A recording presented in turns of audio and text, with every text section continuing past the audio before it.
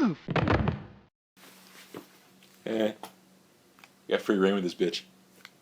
We're trying to do a thing. I don't care. Look, it's gonna to zoom in. Answer back. Come on. Ow, mother.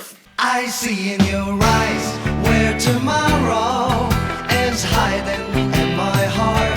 There's a bell ringing loud at the touch of your lips down the rain. All right, doing today. Okay, so we're gonna be reviewing a film. It's a campy cult classic from 1977. The Japanese film called House. Did you hear that? I think so.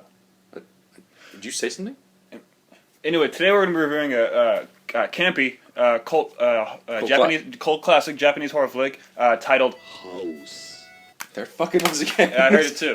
Am I going fucking insane? No. That's fucking so bad. On to know it. Great family film, House. Yeah, it's bullshit.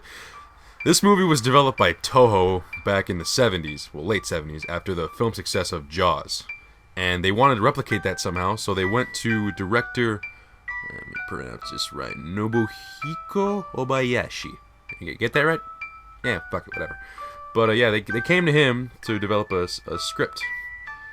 And what they got was nothing of the sort of Jaws.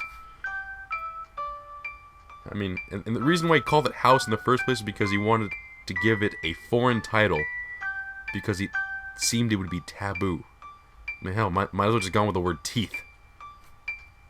I thought we were going to talk about that. Alright, that fucking... Never mind. Sorry about that.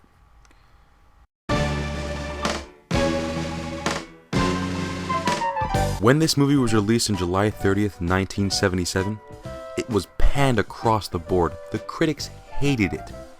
But the younger crowd, they ate this shit up like it was candy.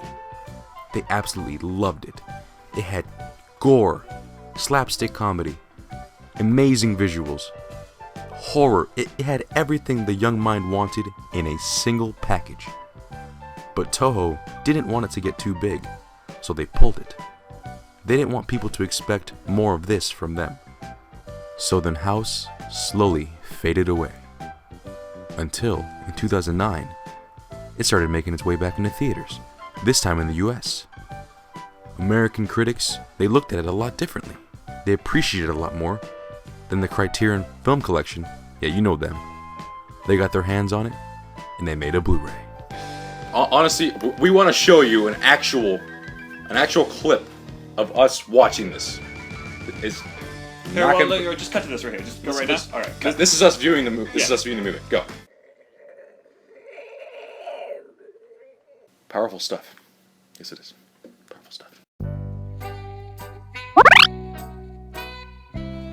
Alrighty, characters. Do a little roll call here. First up, we have Melody and Fantasy. Ironically stupid Prof. Sweet, Kung Fu, Fat Ass Mac, Beautiful, Bitchy, Gorgeous. Each girl's named after a characteristic or ability they have. It's pretty basic.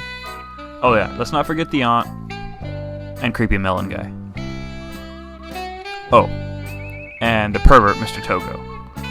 There's little to no character development here, but don't let that dissuade you, because the most important character in this movie has definitely got to be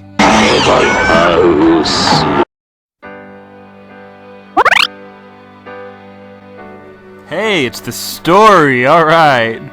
Gorgeous' dad is about to get remarried. She's upset, as you can see. Mom's been dead a couple years, so she decides to run away to her aunt's house. She hasn't seen her aunt in, I don't know, 40, 50 years? Doesn't make sense, right? Fuck you. Alright, she takes her friends over to her aunt's house, and did her aunt just go in the fridge? That makes a whole lot of sense.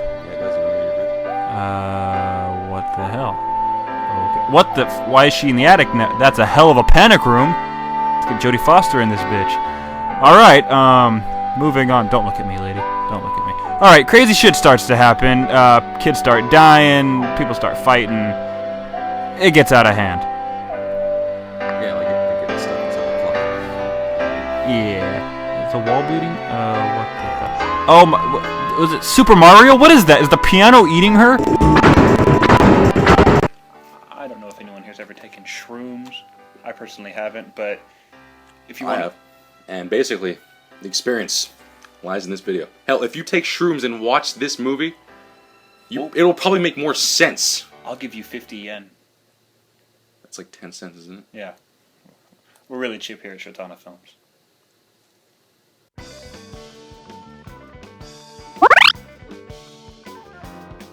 Alright, in the visual department, this movie does not pull any goddamn punches. This movie is just absolutely insane. You have no idea what's gonna come up next. It's just insanity at its finest. This movie is beautiful. I mean, look at this train right here. This is hand drawn on the film. You don't see that anymore. It's just absolutely spellbinding. You just want this, just sit there and just watch in amazement, just stare. What the fuck was that? Okay, yeah, like I was saying, you don't know what the hell to expect.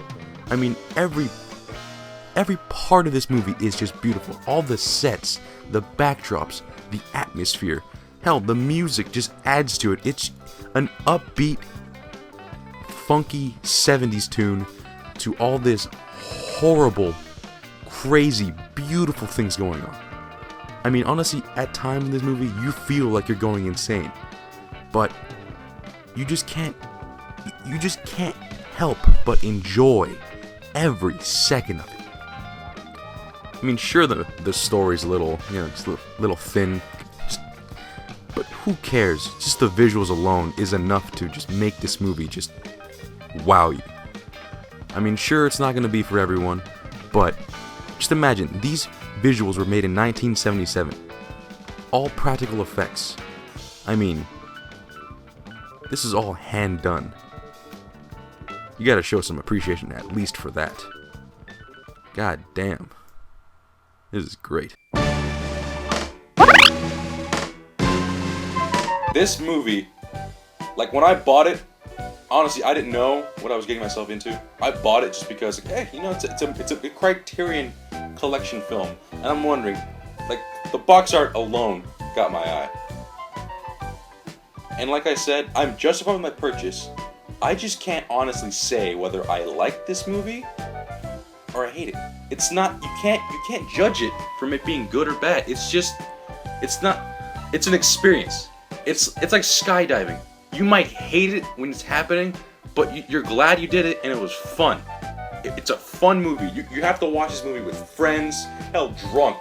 This movie is just laugh out loud, slapstick, crazy, just crazy comedy. It's a laugh riot, but you don't even know whether to be screaming or laughing at the same time. It's just, it takes to a realm of just like fucked up Nirvana.